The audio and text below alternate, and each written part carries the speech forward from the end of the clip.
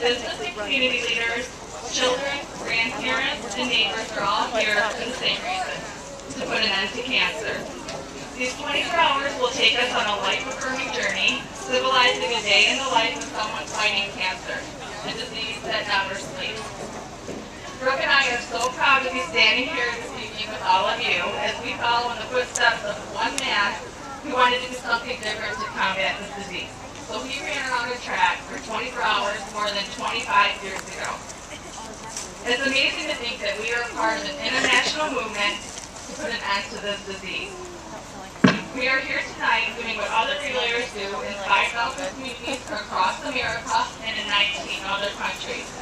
By walking the track this weekend, you are joining forces with 4 million people worldwide who want to save lives and support the American Cancer Society. While each of us has a unique reason for being here, we have something very much in common. We want to save lives and create a world with more birthdays. Create a world where cancer never steals another year from anyone's life. We have gathered as a community determined that those who are facing cancer will be supported, that those who have lost their battle will not be forgotten, and that together we will continue to fight back so that everyone will be celebrating more birthdays. I would like to welcome one of our very own heroes of hope, cancer survivor Mike Krohn.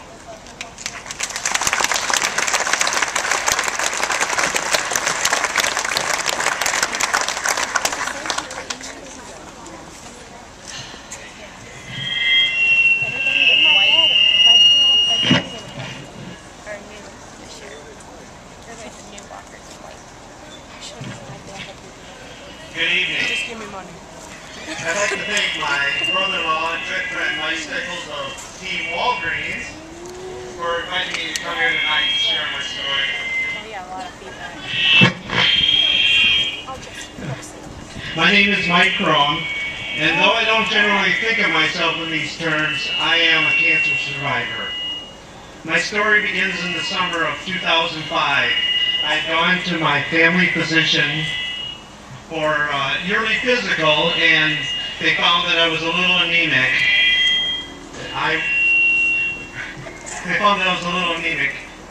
So he referred me to a hematology specialist, and she determined that it was probably just from some Nexium I had taken. But a year later, when I went back for my physical, the results were the same, and sent me back to the oncologist. And she said, well, let's get to the bottom of this, find out what's really going on. And so she went ahead and did a bone marrow biopsy. And to her surprise and to my surprise, she found that I had multiple myeloma. Multiple myeloma is a cancer of plasma cells. Plasma cells are a type of white blood cell responsible for the production of antibodies. These abnormal cells accumulate in the bones, where they cause bone lesions, in the bone marrow, where they interfere with the production of normal blood cells.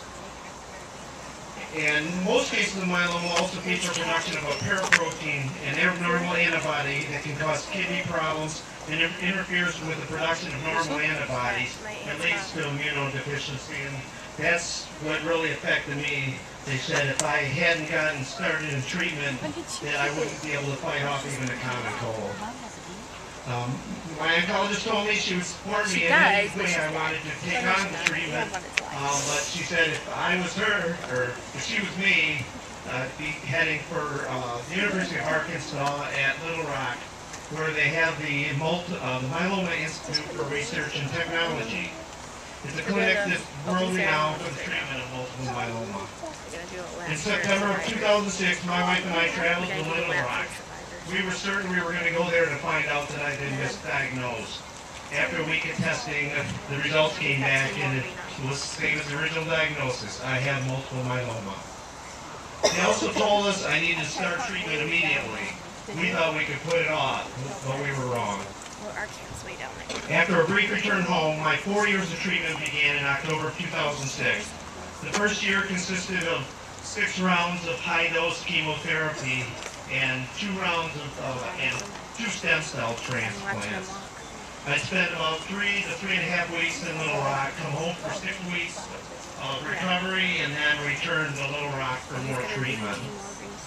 The staff at UAMS was top-notch and very focused on helping each patient through the process.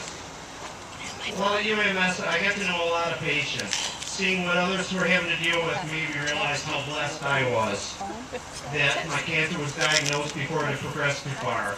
I met patients who had to have their vertebrae fused because bone lesions had eaten away at them. I met patients who couldn't fight off a common cold because it had attacked their immune system. My doctor's decision to refer me to the center of expertise instead of attempting to treat it herself was vital. Prior to this, I had always avoided going to the doctor, but my wife's insistence that I get yearly physicals probably saved my life, or at least allowed the disease to be detected before it was debilitating. Following the treatment at UMS, I had 3 years of maintenance treatment at my local oncologist's office in Lansing, with trips back to Little Rock twice a year for testing. In January of this year, my oncologist at UMS told us I was in complete remission, and there was no reason to expect I wouldn't stay that way. He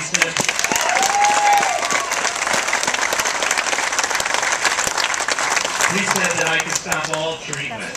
Hallelujah. On my birthday in February, we held an EOT party, end of treatment, to celebrate the great news with family and friends who had been so supportive through the whole process. From this experience, I've taken away 2 lessons. The first being to take control of your own health and well-being. Don't put off those checkups that you need. Ignoring your health won't make you going to go away, as in my case, some things can be detected before you even have any symptoms. Remember, what you don't know can harm you. The second life lesson is how important the support of family and friends are in getting through difficult times. My wonderful wife Melanie was at my side every step of the way. From the time she stayed up all night to scrub our permanent Little Rock from top to bottom with Lysol while I slept, to all the boring days in the clinic at UAMS, to the climb up the mountain to the observation tower, to the long rides between Michigan and Arkansas. The days when the chemo fog made it impossible for me to think, she was already on top of everything. She was my rock. I often thought how it would be easier to go through the treatment than to go what she was going through. Her love and support made the tough days bearable. As I move beyond this period of my life, I'm eternally thankful for all the wonderful and talented doctors and nurses that God has put on this earth. The progress that has been made in the detection and treatment of cancer in just the last 10 years is amazing, and only affirms the importance of what you're doing here tonight. 10 years ago, the average survival rate of a myeloma patient was 5 years. Now many patients are exceeding 20 years of remission. This progress will continue thanks to all of you. Keep up the good works and may God bless. Thank you.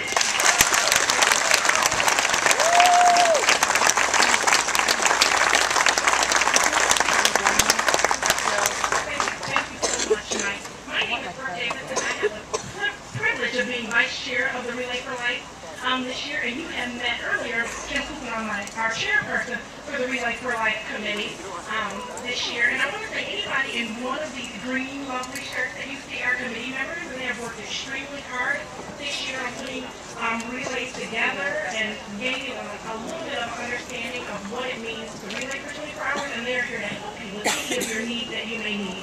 My second task tonight is to really be able to thank some of our sponsors that help not only financially contributing, but with their time and donating their goods. If you look at any of your white t-shirts and you look on the back, those are some of our sponsors that not only have team, but they have given us significant financial contribution to make the events happen, as well as programs and services. And all those companies, and most of those companies are located within the